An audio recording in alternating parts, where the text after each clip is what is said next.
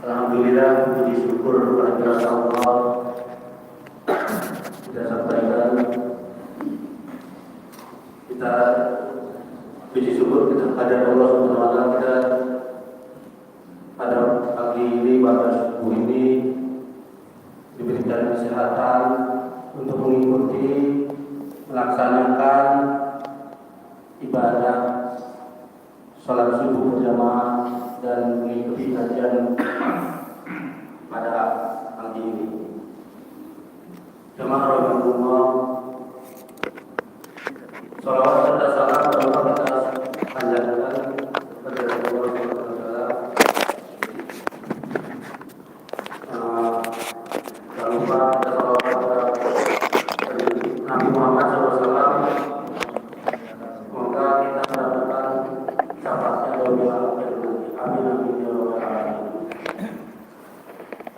Baik, jemaah salat subuh yang dimuliakan Allah. Kajian pada pagi ini insyaallah akan disampaikan oleh Ustaz Tengku Iwan ST.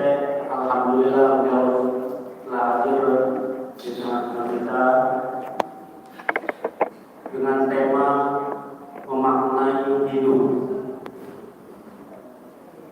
Dengan itu kita awali dengan kajian pada pagi ini dengan membaca basmalah. Bismillahirrahmanirrahim.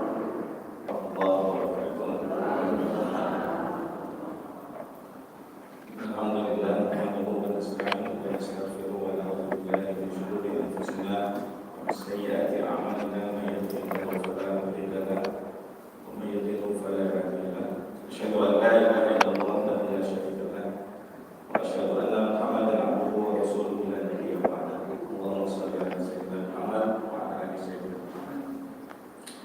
Alhamdulillah, bersyukur kita panjatkan kepada Allah Subhanahu wa taala. Salawat serta salam semoga tercurah kepada Rasulullah sallallahu alaihi wasallam, keluarga, sahabat dan kepada kita para jamaah salat subuh Masjid Sofatul Marwah yang sama-sama dicintai dan mencintai Allah Subhanahu wa taala. Alhamdulillah, bersyukur atas nikmat rahmat yang Allah kita bisa hadir untuk melanjutkan salat subuh dengan taklim rutin semoga menjadi amal timbang di sisi Allah Subhanahu wa taala. Salam dan salam semoga tercurah kepada Rasulullah SAW, keluarga, sahabat dan kepada kita para masyarakat, para ulama, ustaz, ustazah. Seperti yang dulu pernah saya sampaikan, saya bukan ustaz beneran yang tidak bisa membahas kajian secara khusus dan mendalam. Ini Ustaz Balebu Ali walau ayah sampaikan walaupun sehari di tema-tema umum. Mudah-mudahan bermanfaat buat kita semua. Dan Bapak Ibu sekalian, jadi kalau hidup itu memang dalam satuan waktu dibagi setidaknya 3. Hari ini, hari kemarin, dan hari yang akan datang. Dan tidak ada yang memisahkan antara hari ini dan hari esok atau hari yang akan datang itu kecuali waktu. Kita ini dipisahkan oleh waktu. Sekarang Minggu, besok Senin. Nah, yang memisahkan itu waktu.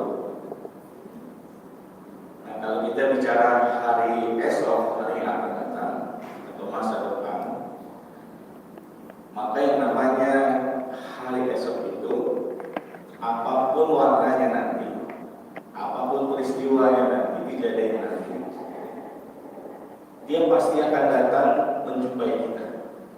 Selama kita masih hidup yang namanya hari esok, apakah besok, lusa, seminggu lagi, 1 bulan lagi, setahun lagi, atau puluhan tahun lagi, dia pasti akan datang menjumpai kita. Tunggu aja besok atau Senin datang. Dia akan datang dengan warnanya, apapun warnanya, apapun nanti peristiwanya dan kondisinya seperti apa, tapi pastinya dia akan datang. Dan dia akan datang menjumpai kita apa adanya. Jadi masa depan itu akan datang lihat siapa kita, tidak mau tahu apa titel kita, apa status kita, bahkan apa kondisi kita hari ini. Lagi susah, besok datang dan lain-lain. Sehingga nanti bisa jadi ada sebagian di antara kita yang ketika hari esok datang dalam keadaan sukacita, senang, bergembira. Tiba-tiba besok Senin datang, ada yang berutang ke kita, ini senang. Tapi sebagian mungkin begitu besok Senin datang, ada yang sedang berduka, anak yang sakit, atau sanak famili ada yang meninggal dunia, bisa.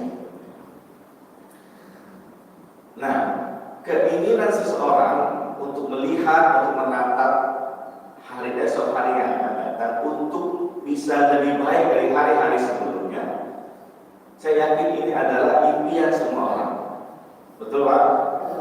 Bapak punya impian? Punya kan? Ibu punya harapan untuk hari depan? Pasti singkatnya pengennya lebih baik. Dan ini sekaligus menunjukkan kepada kita bahwa gairah hidup seseorang itu masih bergejolak, masih ada. Gairah hidup itu masih menggeliat. Kalau kita punya keinginan menatap hari esok itu lebih baik dari hari ini. Tetapi sebaliknya, ketika ada orang tidak pernah mau menatap masa depannya, hari esoknya untuk lebih baik dari hari ini, maka sesungguhnya orang itu sudah mati sebelum ajal kematiannya datang secara benar-benar. Jadi mayat yang bergentayangan, dia sudah mati. Semangat hidupnya sudah mati. Yang mati itu semangat hidupnya, meskipun jiwanya masih hidup. Sehingga semangat hidup itulah yang senantiasa akan menggiring kita, mendorong kita untuk menjadikan hari esok itu lebih baik. Tapi kalau tidak ada semangat hidup, tidak akan pernah ada itu hari esok. Nah gitu, tidak setuju nggak Bu? Harus setuju Bu. Nah Bapak Ibu sekalian, Allah Subhanahu wa Ta'ala itu tidak menganugerahkan hidup kepada kita itu untuk disia-siakan. Kenapa? Karena hidup bagi seorang anak manusia itu mahal harganya. Kenapa mahal? Karena disitulah kita menanam benih untuk kita tuai. Nih sekarang kita lagi hidup nih. Disinilah kita menanam benih amal soleh untuk kita ambil di hari esok, di hari kemudian. Termasuk di kehidupan inilah kemudian kita menanam benih untuk apa dan bagaimana nasib kita nanti di akhirat.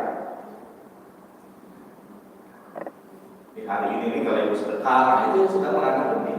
Ibu hadir sholat subuh tadi sekarang itu sudah menanam benih.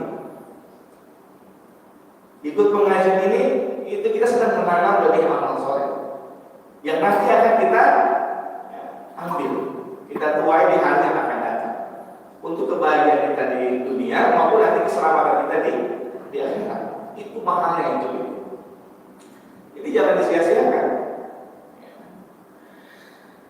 Setuju? Alhamdulillah. Nah, Bapak Ibu sekalian, hari esok atau masa yang akan datang itu dibagi dua maknanya. Yang pertama adalah hari esok dalam pengertian pergantian hari, pergantian waktu, berlalunya waktu. Senin, Selasa, minggu depan, bulan depan, tahun depan, dan seterusnya. Sebentar lagi sudah masuk 2023 lah rasa. Sudah bertambah usia. Yang kedua adalah hari esok yang berarti dunia lain yang suatu saat kelak siapapun kita akan masuk ke dunia ini. Yaitu apa Bu? Akhirat. Jadi memaknai hari esok itu ada dua. Di sini dan nanti di akhirat. Di sini pergantian waktu ya. Tapi ada makna lain, yaitu dunia lain yang suatu waktu kita akan masuk ke situ. Dan dunia itu sama sekali belum pernah kita masuki, yaitu akhirat kelak. Nah, jadi Bapak Ibu sekalian, Sehingga apa? Sehingga menatap hari esok, melihat hari esok itu memberikan dampak yang kuat kepada hari ini, buat hari ini. Karena kita akan berupaya untuk berhati-hati dalam melangkah. Kita akan berusaha untuk mensiasati sebaik mungkin supaya hari ini tidak berlalu sia-sia. Karena kita tahu makna yang kedua dari hari esok itu adalah di akhirat kelak nanti, dan disitulah kemudian perbekalan kita akan dibuka oleh Allah Subhanahu wa Ta'ala. Setelah dibuka, ditampilkan, maka perbekalan itu akan diuji oleh Allah Subhanahu wa Ta'ala. Dan ketika diuji perbekalan itu, tidak ada satupun celah yang luput, tidak ada satupun celah yang terlewati. Begitu rinci. Begitu rinci. Habis subuh tadi, sebelum subuh ngapain? Semalam ngapain? Hari ini niatnya apa? Dalam hitungan menit aktivitas sedang ngapain? Itu ada semua catatan nanti secara rinci detil. Sehingga tadi ketika kita menatap hari esok untuk lebih baik dari hari ini, itu seharusnya bisa memberikan dampak itu buat kita hari ini agar kita tidak menyia-nyiakan waktu. Kita mensiasati supaya kita tidak terjerumus di hari esok ini. Nah, Bapak Ibu sekalian, jamaah salah satu yang dimuliakan Allah Subhanahu wa Ta'ala, ada dua hal tentang hari esok juga. Bahwa pertama, hari esok itu merupakan buah dari usaha kita hari ini. Jadi besok, bulan besok, tahun besok, itu adalah buah dari hasil usaha ikhtiar kita hari ini. Dan hari ini sebenarnya adalah hasil kerja-kerja kita masa lalu. Kenapa kita sekarang begini? Ya itu kan kerja-kerja kita masa lalu begitu. Nah, kalau kita ingin sukses, ingin lebih baik di masa yang akan datang, maka tergantung dari kerja-kerja kita hari ini. Akan berdampak pada hari ini. Jadi buahnya, siapa yang menanam, dia yang akan memanen. Hanya orang-orang aneh sajalah yang menginginkan, yang memimpikan hari esoknya itu baik, hari esoknya itu sukses, hari esoknya berhasil, tapi tidak ada usaha maksimal yang optimal di hari ini. Itu orang aneh. Pengen besok sukses, pengen besok berhasil, pengen besok masuk surga, tapi nggak ada upaya yang sungguh-sungguh yang maksimal di hari ini. Mau masuk surga nggak kesu, sholat subuh di masjid. Mau masuk surga nggak pernah baca Quran. Nah itu orang aneh. Orang aneh. Masih betul anda terkulul jannah. Nah, dengan begitu Bapak Ibu sekalian, kita sebenarnya bisa merancang, bisa merekayasa, bisa menyusun strategi apa dan bagaimana hari besok kita. Dengan cara apa? Dengan cara berusaha keras di hari ini, dengan berikhtiar maksimal di hari ini. Kita jalankan. Bisa nggak kita rancang masa depan kita besok? Bisa. Tidak sedikit orang yang merancang 4 tahun lagi dia akan S2 sampai. Tidak sedikit sejak kecil orang yang merancang ingin jadi pengusaha besar, maka dia bangun kerja-kerjanya dari mulai SMP, akhirnya sukses jadi pengusaha besar. Bisa kita rancang. Nah, siapa sama ini sudah merancang benar-benar nggak berhasil juga. Ada yang gitu kan? Ada kan lo? Udah sungguh-sungguh, udah jual bapaknya, udah sholat ada hitung banyaknya. Kalau ada 18 kali sehari sholatnya. Tadi kok gini-gini aja. Jadi kalaupun besoknya, kalaupun hari yang akan datang, masa yang akan datang, ternyata tidak seperti apa yang kita kerjakan hari ini, tidak sesuai dengan apa yang kita upayakan hari ini, atau kenyataannya sama sekali tidak seperti yang kita harapkan, maka sesungguhnya tidak ada satupun yang sia-sia, tidak ada yang dinihilkan oleh Allah Subhanahu wa Ta'ala. Itu bukan satu kesia-siaan. Kalaupun tidak berhasil selama kita sudah berikhtiar. Karena yang namanya kegagalan itu adalah dia sebagai hasil lain dari kesuksesan. Saya ulangi, yang namanya kegagalan selama kita sudah berupaya itu adalah hasil lain dari kesuksesan itu sendiri. Jadi kegagalan itu sebagai hasil lain dari kesuksesan itu sendiri. Kenapa? Karena nanti dia akan memberikan banyak pelajaran kepada kita, pelajaran yang terbaik untuk kita bekerja lagi. Dengan catatan kita maksimalkan bekerja. Karena kegagalan itu menjadi pelajaran terbaik untuk dia bisa mensiasati hari esoknya yang lebih baik. Nggak ada yang sia-sia. Kecuali dia diam, duduk, merenung, termangu, pikiran melayang, nah itu mengharapkan yang baik. Dalam surat Al-Ankabut ayat 69 Allah mengatakan, orang-orang yang berjihad untuk mencari keridhaan kami, benar-benar akan kami tunjukkan kepada mereka jalan-jalan kami. Dan sesungguhnya Allah benar-benar bersama orang-orang yang berbuat baik.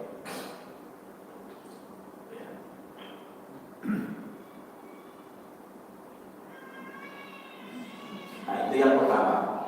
Yang kedua, lihat Mas Ari Esok itu, ada kehendak lain yang jauh lebih kuat dari hitungan-hitungan kita, dari segala upaya kita, dari segala usaha kita sebagai manusia, yaitu kehendak Allah Subhanahu wa Ta'ala. Jadi kita udah berusaha, tapi ada yang lebih kuat nanti, yaitu kehendak Allah, sehingga bisa saja gagal, bisa. Kita mau, Allah mau, siapa yang mau? Allah. Kemauan kita ketemu dengan kemauan Allah yang mana? Kemauan Allah. Ya, kok begini ya Allah? Ya iya, makanya kata Allah. Gue mintain semua. Nah, jadi ada kehendak Allah Subhanahu wa Ta'ala. Sebab Allah yang paling berhak menentukan apa yang terbaik buat umat. Allah paling berhak, bukan kita. Sehingga baik bagi kita, belum tentu baik bagi Allah. Allah yang paling berhak. Makanya kalau ada orang kecewa dengan keputusan Allah Subhanahu wa Ta'ala, sebenarnya dia sedang menghapus atau memupus menggugurkan pencapaian masa depannya sendiri. Misalkan dia kecewa, ternyata usahanya gagal, dia kecewa. Dan kecewa itu, keputusasaan itu sebenarnya menghapus, memupus pencapaian usaha dia untuk di hari yang akan datang. Karena hilang semangat. Nah, Bapak Ibu sekalian,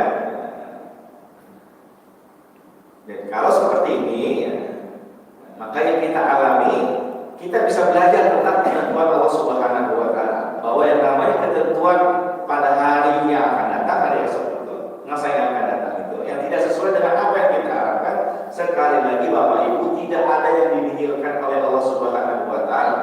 Kenapa? Karena Allah tidak melihat hasil, Allah melihat usaha kita. Jadi apapun usaha kita, ya itu yang dilihat oleh Allah. Dan disitulah ujian dari Allah Subhanahu wa Ta'ala berlangsung pada proses ikhtiarnya, pada proses usahanya, bukan hasilnya. Kalau kita sukses kita bersyukur, kalau kita tidak sukses kita bersabar.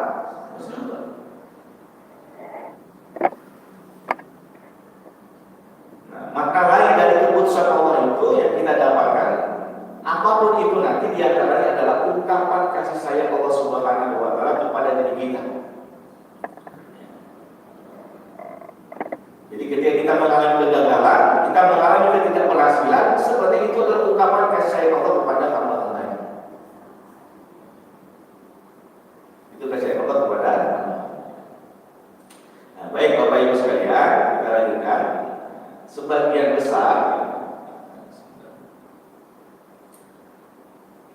besar kita mungkin dan pasti pernah mengalami masa-masa susah, pernah mengalami kesulitan, ada sakit yang tidak kunjung sembuh di antara kita, ada kemudian rezeki yang kita tunggu-tunggu juga nggak kunjung datang, ada musibah yang sepertinya dalam hidup ini nggak kenal musim datang dulu ke kita. Kemarin anak sakit, besok uang hilang, bulan depan kenaikan kelas, nggak ada yang masuk negeri. Sepertinya musibah itu kita rasakan datang tanpa mengenal musim, terus-menerus bertubi-tubi.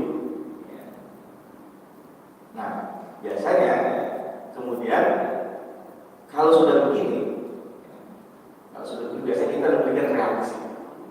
Diri kita kita memberikan reaksi kepada situasi seperti ini. Kalau situasinya sulit, susah, tidak berhasil, gagal, kita pasti akan memberikan reaksi. Normalnya setiap kita akan memberikan reaksi negatif, sehingga ada duka di antara kita nanti, ada yang kecewa di antara kita nanti, bahkan ada yang gelisah sampai frustasi, bahkan ada kemudian kalau jiwanya rendah, dia akan putus asa dan mengakhiri hidup. Gairah hidupnya itu hilang. Kreativitasnya untuk mengasah kehidupan itu mati. Jiwanya lebih memilih mati. Ada jiwa yang lebih memilih mati. Nah, jika kemudian Bapak Ibu ada reaksi negatif yang menggiring kita, jadi seperti ada reaksi negatif dalam diri kita ketika kita mengalami kesulitan yang mengarahkan kita untuk melangkah secara bertahap pada kematian. Pertama, kematian jiwa dulu. Begitu orang gagal, dia kecewa, putus asa, stres. Kalau dia tidak kuat, dia akan mengalami kegagalan jiwa. Sampai berujung nanti kegagalan, kematian jiwa, lalu berujung pada kematian fisik. Puncaknya adalah aksi bunuh diri. Ada anak misalkan karena tidak mampu bayar uang sekolah, dia rela minum atau enggak racun. Banyak tidak. Ada seorang ibu yang tidak bisa membayari sekolah anaknya, dia stres, putus asa, dia bunuh anaknya, kemudian dia bunuh diri. 2 bulan yang lalu, jam 11 malam saya ngintip, tiba-tiba RT saya dicium. RT saya telepon, Ustaz, pinjam ambulan. 11 bulan. Ambulan buat apa? Si Fulan membantai istrinya lalu membolok lehernya sendiri. Wah, saya bilang, buruk. Udah lah, buruk yang saya, ya tetap apa Ustaz? Saya masih pakai sarung, saya lari, nanti dapat. Banyak orang pun tidak. Yang mertua saya kan kasih jawaban. Saya masuk, masukin 3 orang ke belakang. Yang borok lehernya udah beli itu, bersenang-senang. Saya masuk ke dalam, ada istrinya megang bayi, yang masih bayi anaknya, bayi itu udah tutup darah, tapi masih hidup. Lalu budenya juga dibantai, tapi masih bisa berdiri, masih bisa berdiri. Maka lama saya selamatkan dulu istri. Saya potong dengan potong kuat ya. Yang lain mungkin ngeri kan, kita bisa lain atau apa ini. Potong. Karena darah kental ya, jatuh ke lain. Masukin mobil, budenya masuk mobil. Saya masuk lagi mau bawa dia pakai mobil yang lain, enggak. Udah meninggal. Terus saya udah polisi. Itu gara-gara stres. Karena sudah lama semenjak COVID hilang pekerjaan. Jiwanya dulu mati, 8 tahun kematian fisik. Nah, Bapak Ibu sekalian, jadi pada umumnya reaksi negatif itu akan memacu seseorang itu untuk melakukan apa yang sering kita dengar istilahnya dengan pelarian. Jadi lari dari kenyataan. Lari dari kenyataan. Kenapa ada orang bisa lari dari kenyataan dalam hidupnya? Karena ada pertarungan dalam hatinya yang sengit antara idealisme dirinya dengan kenyataan yang dia terima. Ada pertarungan antara harapannya yang tinggi dengan kenyataan yang dia terima. Bahwa kenyataan yang dia dapatkan di luar harapan, di luar keinginan. Kalau dia dapat kuat, ujungnya pelarian diri. Karena yang namanya idealisme itu mengajarkan misalkan bahwa anak cerdas itu harus sukses, anak pintar itu harus kaya masa depannya. Seolah-olah begitu. Padahal ternyata banyak orang yang pintar di SD, pintar di SMP, pintar di SMA masuk dunia kerja gagal. Ada orang biasa-biasa aja gagal pernah dapat juara di SD, di SMP banyak miliaran-miliarannya, di SMA sering bolos, bahkan terkenal batuk, masuk dunia kerja sukses. Banyak kan? S3 kan bolos, S2 kan banyak. S Mambo sukses, apa S Mambo? Jadi seolah idealisme mengatakan seperti itu. Pada kenyataannya tidak begitu. Saya pernah sampaikan kan dulu tahun 90 ada mahasiswa UI, sudah dicek di Google, saya lupa namanya, mengajukan ke Mahkamah Konstitusi tentang undang-undang yang membolehkan orang melakukan bunuh diri. Mahasiswa UI undang-undang, tolong dibuat negara ini undang-undang di mana orang boleh melakukan bunuh diri. Kenapa? Orang ini lulus terbaik, IPK-nya tinggi, tapi sudah bertahun-tahun tidak dapat kerjaan.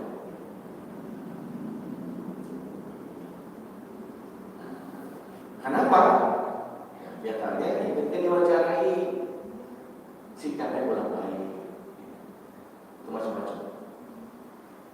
Nah, Bapak Ibu sekalian, nah itu yang terjadi, adanya pelarian ini.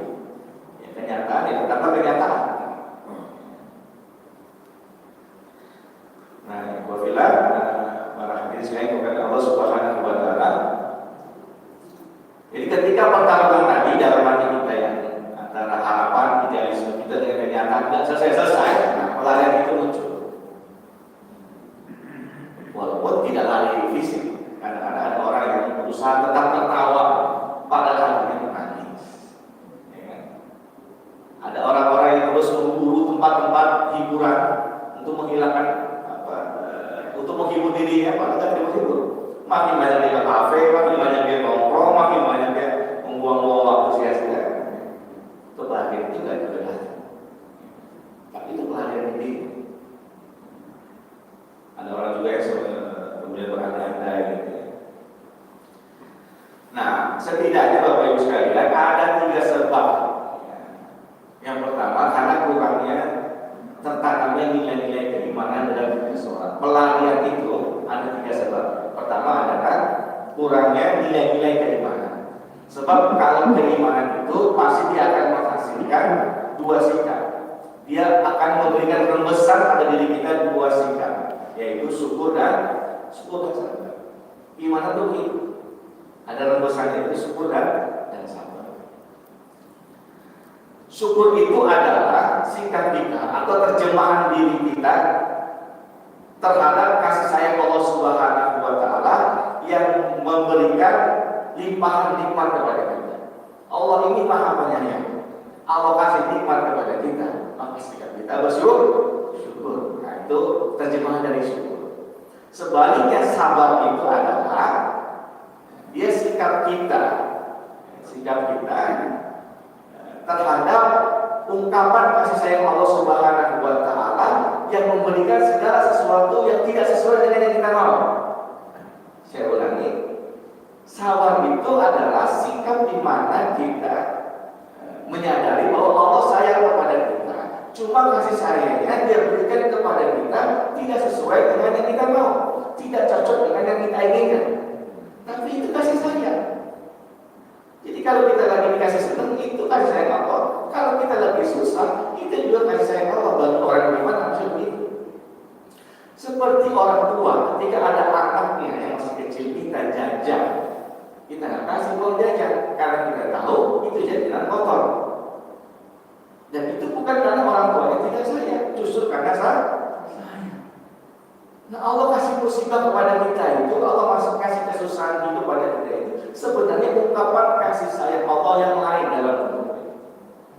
Hingga kita mampu nggak menangkap sinyal itu, kita mampu nggak menangkap pesan itu untuk semakin dekat kepada Allah.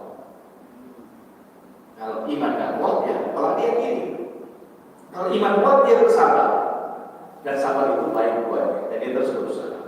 Maka Rasulullah SAW bersabda dalam sebuah hadisnya riwayat Muslim, mengagungkan seorang mukmin segala keadaannya itu selalu baik. Jika mendapat nikmat dia bersyukur dan syukur itu baik baginya, dan kalau dapat kesusahan dia bersabar, dan sabar itu memberikan kebaikan buat dirinya. Nah, itu yang pertama.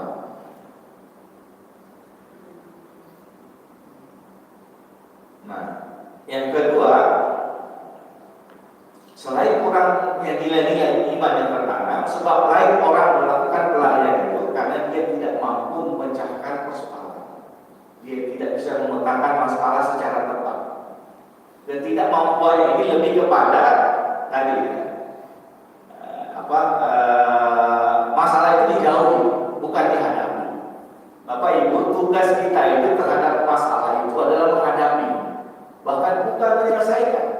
Nanti yang menyelesaikan adalah Allah Subhanahu wa Ta'ala. La yukallifullahu nafsan illa wus'aha. kita hadapi masalah, jangan lari, jangan jauhi, hadapi apapun masalah itu hadapi. Nanti Allah yang mengasih, Allah yang kasih masalahnya, Allah yang menyelesaikan. Kita hanya sebatas berikhtiar. Jadi hadapi masalah. Ada lagunya lagu Dewa ya. Hadapi dengan senyuman.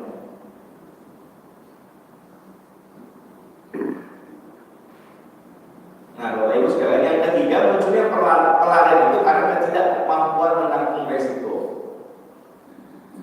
Tidak ada kemampuan menanggung resiko ya. Jadi Bapak Ibu sekalian, pilihan apapun dalam hidup kita itu selalu punya resiko. Apapun pilihan hidup itu punya resiko. Kita menikah punya resiko. Kita dapat pasangan yang soleh, itu juga harus dihitung resikonya. Ada ujian berikutnya dapat pasangan soleh. Jadi bukan tentang dapat istri suami yang soleh-soleh masalah saja tidak. Bisa jadi akan datang masalah baru lewat pasangan kita yang soleh-soleh. Karena orang soleh juga bisa lupa berpahala, malas tilawah tiba-tiba kita mengingatkan pasangan. Jadi kalau hal kecil saja ada resikonya, apalagi dalam amal besar. Oleh karena itu sekali lagi, ya, Bapak Ibu sekalian, jadi hadapi hal resiko. Dan ingat, kita harus menanam amal soleh sebanyak-banyaknya. Sebagaimana cerita yang sudah masyhur, ada seorang istri yang baru saja ditinggalkan oleh suaminya. Pada saat sakaratul maut, suaminya merintih 3 kali. Rintihan pertama itu andaikan masih panjang. Rintihan kedua andaikan yang baru. Rintihan ketiga andaikan semuanya. Istrinya datang kepada Rasulullah, ya Rasul, apa maksud rintihan ini? Kata Rasulullah, wahai istri, yang pertama, satu hari suami ibu hendak pergi ke masjid.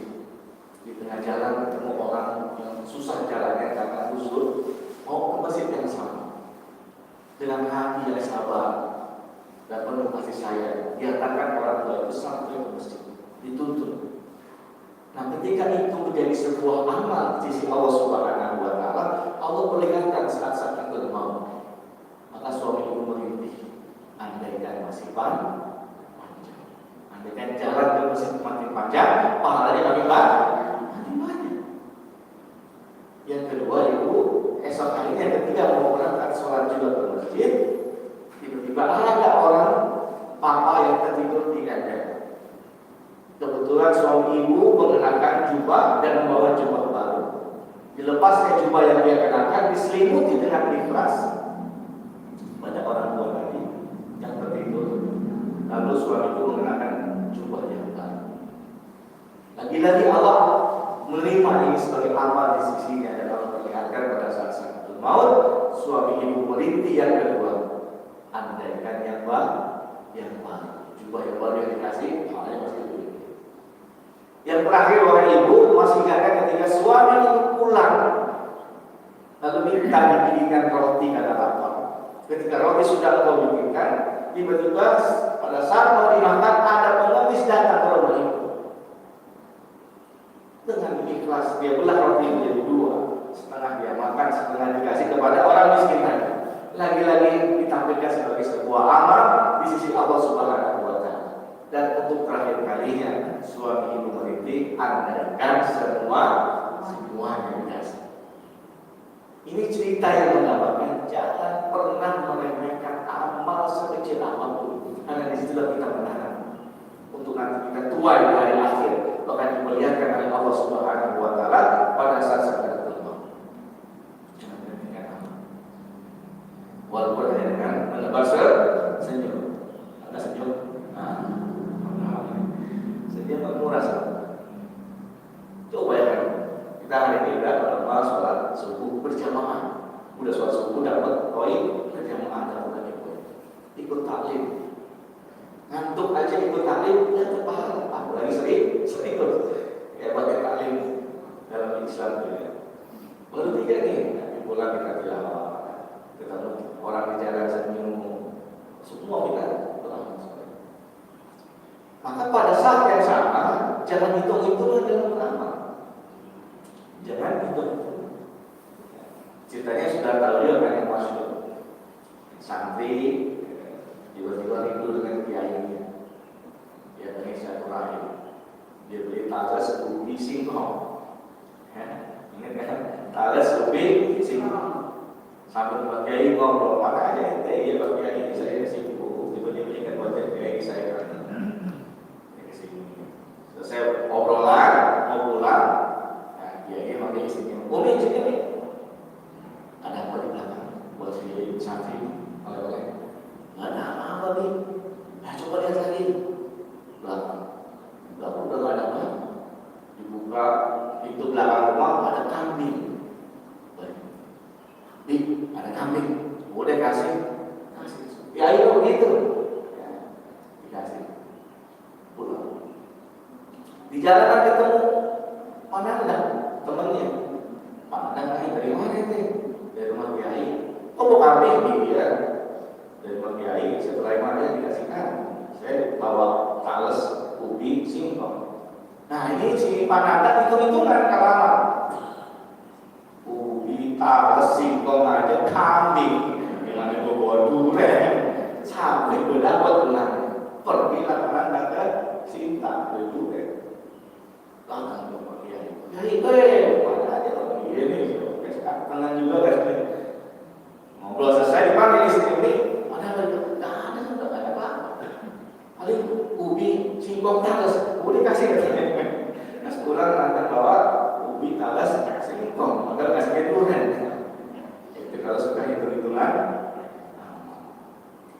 yang prinsipnya beramal solehlah terus.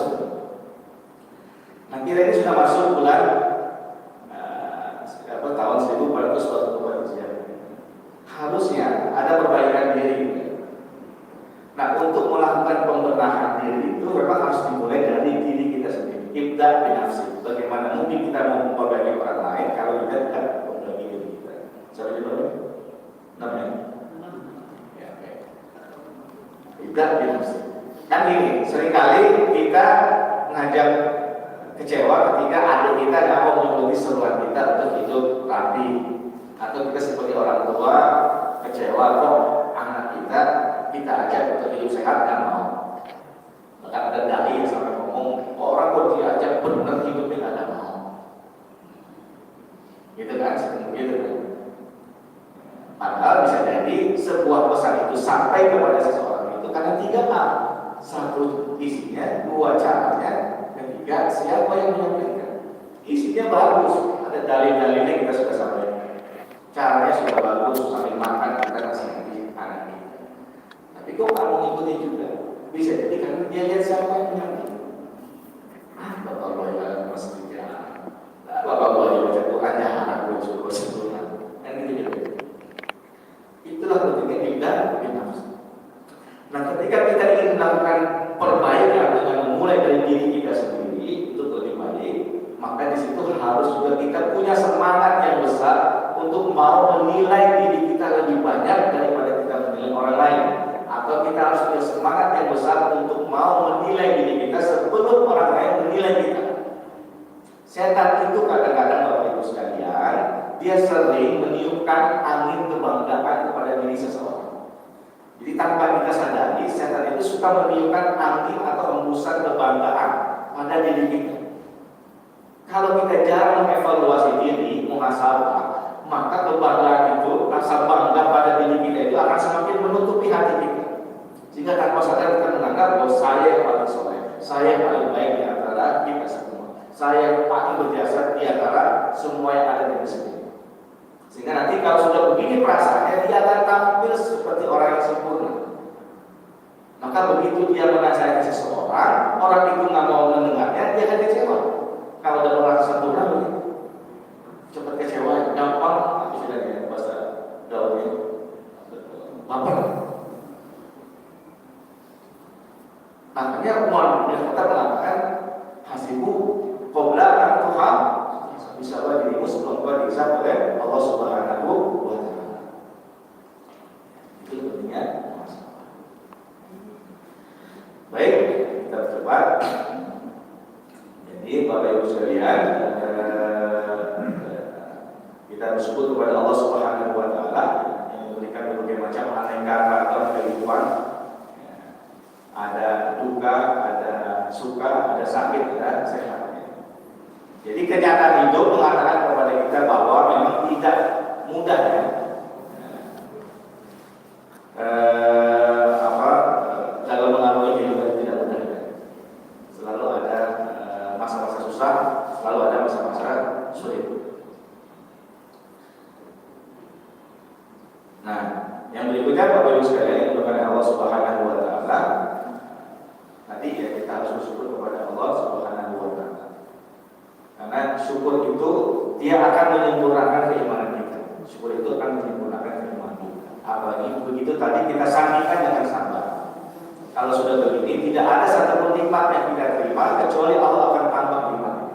La in syakartum la azidannakum wa la in kafartum inna 'adzabi lasyadid. Kalau sulit, susah itu biasa dalam hidup itu akan kita dapatkan. Justru akan membuat nikmatnya hidup. Kita akan tahu bahagia itu karena kita pernah mengalami kesusahan.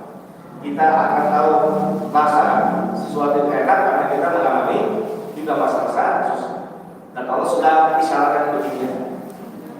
Wala nabluwannakum bisyai'in minal khawfi wal ju'i wa naqsin minal amwali wal anfusi was samarat wa basyiris sabirin. Di dalam itu Allah akan selalu memberikan kesulitan berupa buah-buahan, harta kekayaan, usaha, perdagangan, lalu juga sabar kepada orang-orang yang tidak kabar gembira kepada orang-orang yang sabar. Jadi pertama sebagai penutup dalam memaknai hidup adalah ketika kita menghadapi berbagai macam kesulitan, hadapi jangan lari. Dihadapi jangan lari. Kesulitan hidup itu insya Allah akan membuat sebagian orang itu menjadi pelajaran buat dirinya yang sangat berharga.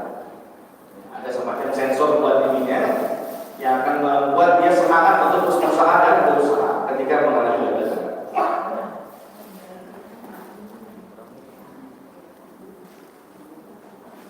Nah yang terakhir yang harus kita ingat, penggiliran dari Allah Subhanahu wa taala. Allah akan menggilirkan nudawiluha. Kadang kita bahagia, kadang kita susah. Kadang kita senang, kadang kita sulit. Kadang kita kaya, kadang kita miskin. Itu sunatullah yang akan Allah berikan kepada semua hamba-hambanya. Seseorang tidak akan mengenal kebahagiaan kalau dia tidak mengalami masa-masa kesulitan. Demikian yang bisa saya sampaikan. Mudah-mudahan ada manfaatnya. Semoga kita bisa memaknai hidup ini dengan baik. Kita selalu bersyukur kepada Allah dan bersabar atas segala ujian yang Allah berikan kepada kita. Baik, Assalamualaikum warahmatullahi wabarakatuh. Terima kasih kepada Ustaz Tengku Tuan yang telah menyampaikan kajian pada hari ini sangat bermanfaat dan semoga bermanfaat untuk kita semua. Kita benar bisa memaknai hidup ini dengan sebaik-baiknya, sukses di dunia dan selamat di akhirat. Amin. Pada hari ini ada yang ditanyakan? Oh ada, boleh? Ada yang bertanya? Ya dalam satu ini.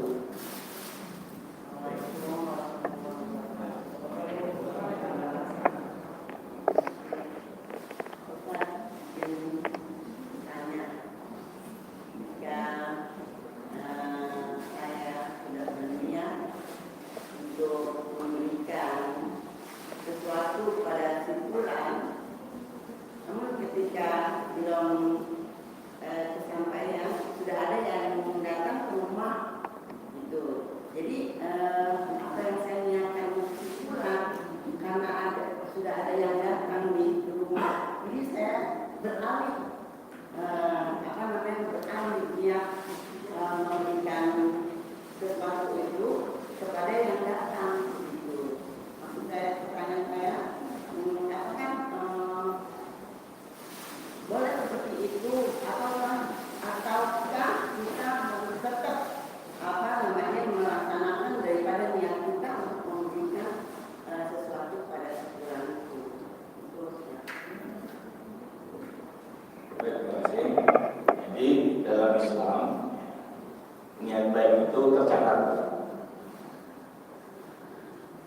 dia belum dikerjakan. Ini luar biasa dalam kita ya. Itulah kenapa kita dianjurkan sebelum tidur itu ya berniat semuanya banyak. Tapi bukan asal niat sebanyak-banyaknya untuk memang kita akan kerjakan besoknya. Kalaupun kemudian besoknya meleset, kita tidak bisa mengerjakan apa yang sudah kita niatkan malam hari karena satu dan lain hal, karena waktu, tiba-tiba ada musibah datang atau lain sebagainya. Niat itu sudah sampai, sudah dicatat oleh Allah Subhanahu Wa Taala sebagai sebuah kebaikan. Nama sudah suatu kebaikan dan itu terjadi. Tapi kalau kejahatan kita sudah niat belum dilaksanakan, itu tidak tercatat. Itu belum tercatat ya. Itulah kasih sayang Allah Subhanahu Wa Taala. Jadi dibedakan juga antara niat dengan janji. Selama ibu tidak berjanji, ya tidak ada masalah. Saya juga sering begitu, saya nyiapin nih baju buat ke sisi fulan. Nanti kalau fulan datang saya kasih. Fulan kata-kata. Tiba-tiba ada orang datang cerita soal kesusahan dia juga, saya kasih ke, nggak masalah. Selama tidak ada janji ke orang yang bersangkutan. Tapi kalau sudah janji terucap, ya itu harus demikian Bu ya. Ada lagi? Ada lagi? Cukup? Terima kasih. Jamaah Bapak Ibu, jamaah masjid teman-teman, ada informasi yang akan disampaikan oleh Ketua DPR. Beberapa informasi sekarang.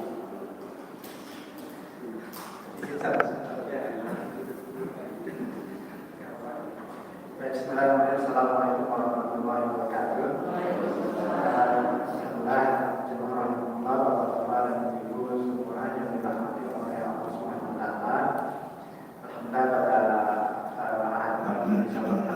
Diberikan oleh Allah Subhanahu Wa Taala sebagai nikmat pengajaran dalam rangka taklim di sana.